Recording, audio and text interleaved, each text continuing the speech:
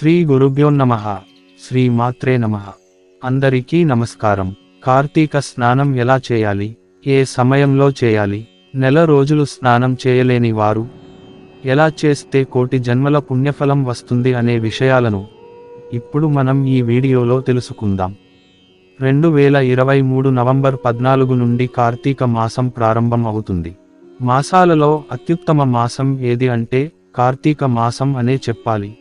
భగవద్గీతలో సాక్షాత్తు శ్రీకృష్ణ భగవానుడు చెప్పినట్లు దేవాలయాల్లో కానీ గృహాల్లో కానీ భక్తి భావం వెళ్ళి విరిసేది కార్తీక మాసంలోనే అని అనడంలో సందేహమే లేదు.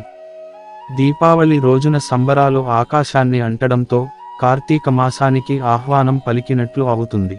శివకేశవులు ఇద్దరూ అత్యంత ప్రాధాన్యతతో పూజింపబడే మాసం కార్తీక మాసం. పౌర్ణమి రోజున చంద్రుడు ఏ నక్షత్రానికి దగ్గరగా ఉంటాడో ఆ నక్షత్రం పేరుతో తెలుగు మాసం పిలువబడుతుంది. చంద్రుడు పూర్ణిమ రోజున కృతిక నక్షత్రానికి దగ్గరగా ఉంటాడు కాబట్టి ఈ మాసానికి కార్తీక మాసం అనే పేరు వచ్చింది.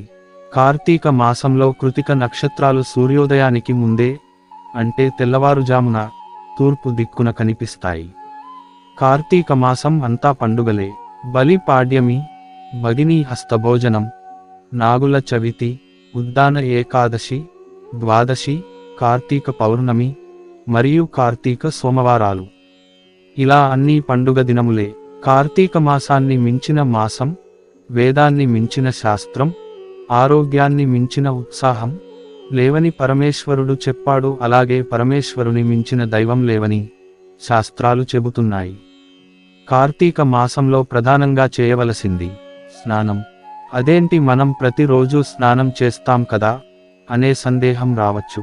రోజు చేసే స్నానం కార్తీక మాసంలో చేసే స్నానానికి చాలా తేడా ఉంటుంది. ఎవరైతే కార్తీక మాసంలో 30 రోజులు నదీ స్నానం చేస్తారో వారందరికీ కూడా శ్రీ మహావిష్ణువు యొక్క అనుగ్రహం కలుగుతుంది. మరి ఇంతకీ కార్తీక స్నానం ఎలా చేయాలి, ఏ సమయంలో చేయాలి, నెల రోజులు స్నానం చేయలేని వారు ఏం చేస్తే కోటి జన్మల మహాపుణ్యం కలుగుతుంది అనే విషయాలన్నింటినీ కూడా ఈరోజు మనం ఈ వీడియోలో తెలుసుకుందాం. అంతకన్నా ముందు మీరు మా ఛానల్ని ఫస్ట్ టైం కనుక చూస్తున్నట్లయితే మా ఛానల్ని సబ్స్క్రైబ్ చేసుకోండి. అలాగే ఈ వీడియోకి ఒక లైక్ చేయండి. మీ యొక్క లైక్ మాకు ఎంతో సపోర్ట్ ఇస్తుంది. ముందుగా కార్తీక స్నానం ఎలా చేయాలి అంటే కార్తీక మాసంలో స్నానం చేసేవారు ఉదయాన్నే నిద్రలేచి సూర్యుడు తులా రాశిలో ఉన్నప్పుడే స్నానం చేయాలి. అలాగే కార్తీక మాసంలో దిగంబరంగా స్నానం చేయకూడదు, వస్త్రాలతో స్నానం చేయాలి. ఇది ముఖ్యంగా గుర్తుపెట్టుకోవాల్సిన విషయానికి. అలాగే స్నానం చేసే సమయంలో శివ శివ అనుకుంటూ లేదా హరినామ స్మరణతో స్నానం చేయాలి.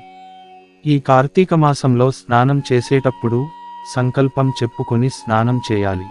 నేను ఈ కార్తీక మాసంలో స్నానం చేస్తున్నాను, ఆ పరమేశ్వరుడు లేదా ఆ పార్వతీదేవి లేదా ఆ విష్ణుమూర్తి మీకు ఏ దైవం అయితే ఇష్టమో ఆ దైవాన్ని తలుచుకొని నన్ను అనుగ్రహించుగాక అని స్నానం చేయాలి. కార్తీక మాసంలో మనకు స్నానం చేయడానికి ఉపయోగపడేవి నదులు, కాలువలు, చెరువులు, బావులు. ఇవి ఏవి దగ్గరలో లేకపోతే బకెట్తో నీళ్ళని రాత్రంతా వెన్నెలలో ఉంచి స్నానం చేయాలి. ఇలా చేస్తే నది స్నానం చేసినంత పుణ్యం వస్తుంది, అంత ఫలితం దక్కుతుందని పెద్దల వాక్కు. ఇక కార్తీక స్నానం ఏ సమయంలో చేయాలి అనే విషయానికి వస్తే ఈ కార్తీక మాసం అంతా వెన్నెలలో అమృతం కురిసినట్లు ఉంటుంది. అమృతాన్ని నీరు మాత్రమే గ్రహించగలుగుతుంది. కాబట్టి ఈ కార్తీక మాసంలో వీలైనంత వరకు నదులలో, కాలువలలో, చెరువులలో స్నానం చేయడం చాలా శ్రేష్టం. సూర్యుడు తులారాశిలో ఉన్నప్పుడే గదే సూర్య గంగా తైలోకపావని సర్వద్ర ద్రవరూపేణ ససంపూర్ణే భవతే అనే ఈ శ్లోకాన్ని చెప్పుకుని స్నానం చేస్తే ఫలితం సంపూర్ణంగా దక్కుతుంది.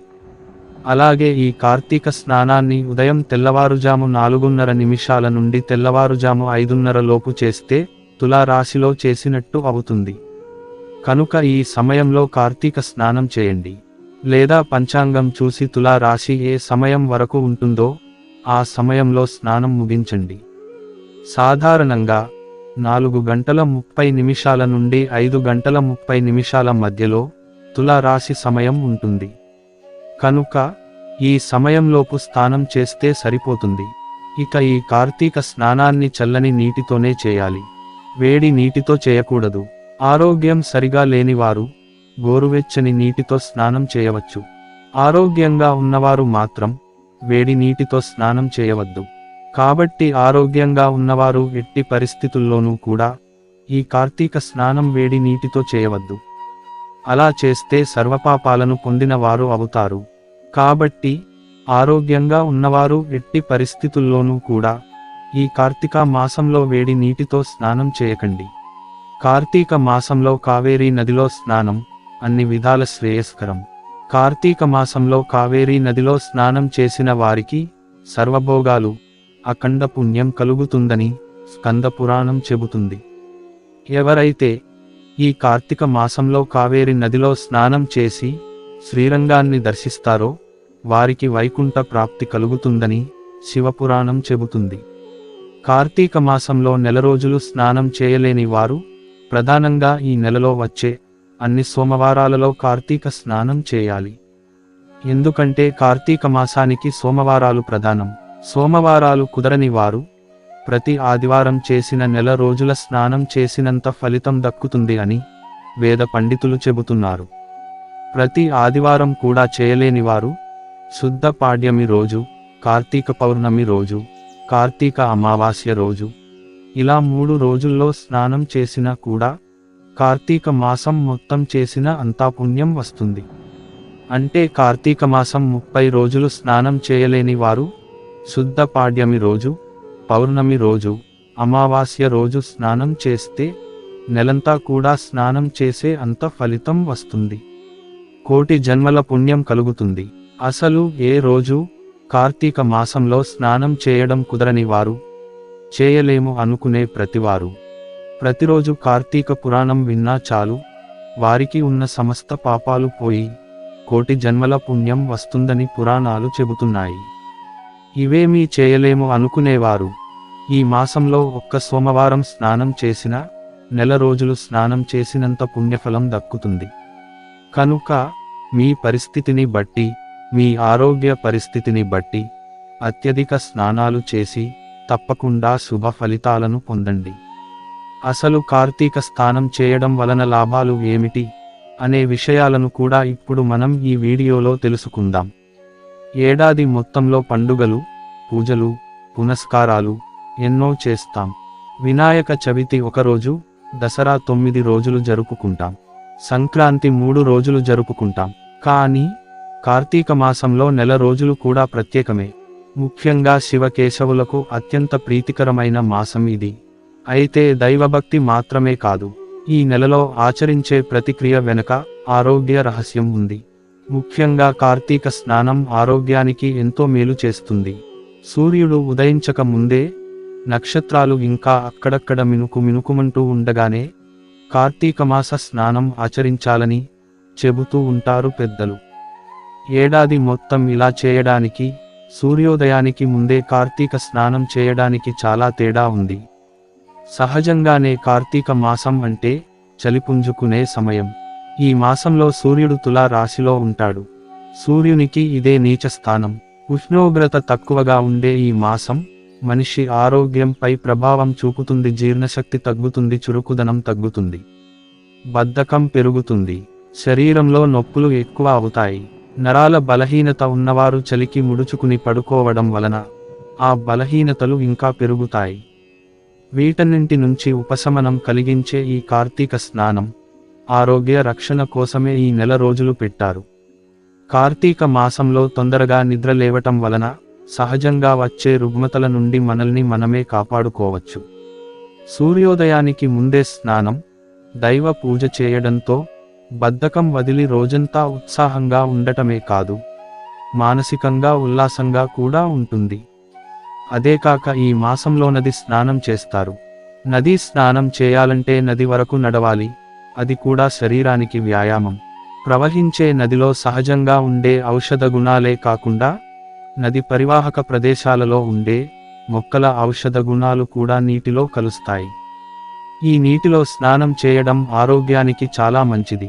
కార్తీక స్నానం చేసి దీపాలను నదిలో వదిలిన దృశ్యాలు మనకు చాలా సంతోషాన్ని ఇస్తాయి. కార్తీక మాసం వచ్చేసరికి వర్షాలు తగ్గిపోతాయి. నదిలో ఉధృతి తగ్గి అందులో మలినాలన్నీ కూడా అడుక్కి చేరి నిర్మలమైన నీరు ప్రవహిస్తుంది. శుభ్రంగా మరియు స్వచ్ఛంగా ఉన్న నీటిలో స్నానం చేసేందుకు కార్తీక మాసమే అనువైన సమయం. జ్యోతిష్య శాస్త్రం ప్రకారం నీటి మీద, మానవుల మనసు మీద చంద్రుని ప్రభావం అధికంగా ఉంటుంది. చంద్రుడు ఈ మాసంలో అత్యంత శక్తివంతంగా ఉంటాడు.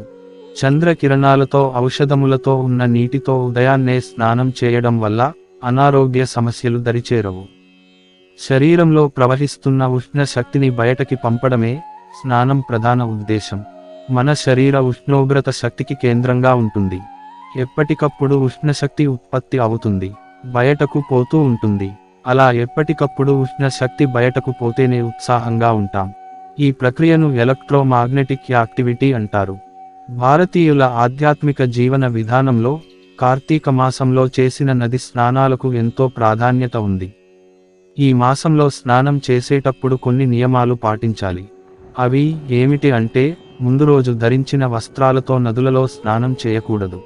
ఉదయాన్నే లేచి రాత్రి ధరించిన వస్త్రాలు తీసేసి మళ్ళీ శుభ్రమైన వస్త్రాలను ధరించిన తర్వాత స్నానాన్ని ఆచరించాలి.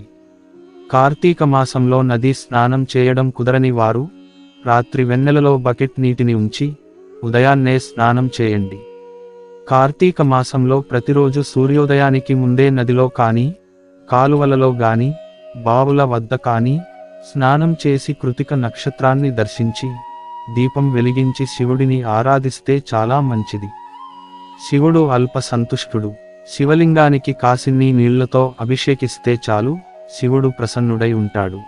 ఈ మాసంలో అవకాశం ఉన్నవారు ఇంటి వద్దగాని, దేవాలయాల్లో కానీ రుద్రాభిషేకం, మహారుద్రాభిషేకం చేయడం మంచిది. పగలు ఉపవాసం ఉండి రాత్రి నక్షత్రాలు చూసి శివ పూజ చేసిన తర్వాత భోజనం చేయాలి. సత్యనారాయణ స్వామి వ్రతాన్ని చేయడానికి కార్తీక మాసంని మించిన సమయం మరొకటి లేదు. అయ్యప్ప స్వామి వారి దీక్షను కూడా కార్తీక మాసంలోనే ప్రారంభం అవుతాయి. ఇన్ని విశిష్టతలు ఉన్నాయి కాబట్టి కార్తీక మాసం ఎంతో ప్రత్యేకతను సంతరించుకుని ఉంది. ఈ వీడియో మీకు నచ్చినట్లయితే లైక్ చేయండి, షేర్ చేయండి, అలాగే మా ఛానల్ని సబ్స్క్రైబ్ చేసుకోండి. మా వీడియో నచ్చితే కామెంట్ బాక్స్లో ఓం నమఃశివాయ అని తప్పక కామెంట్ చేయండి. మా వీడియోని మీరు పూర్తిగా చూసినందుకు ధన్యవాదాలు. ఇలాంటి మరిన్ని వీడియోల కోసం మా ఛానల్ని సబ్స్క్రైబ్ చేసుకోవడం మాత్రం అస్సలు మర్చిపోకండి.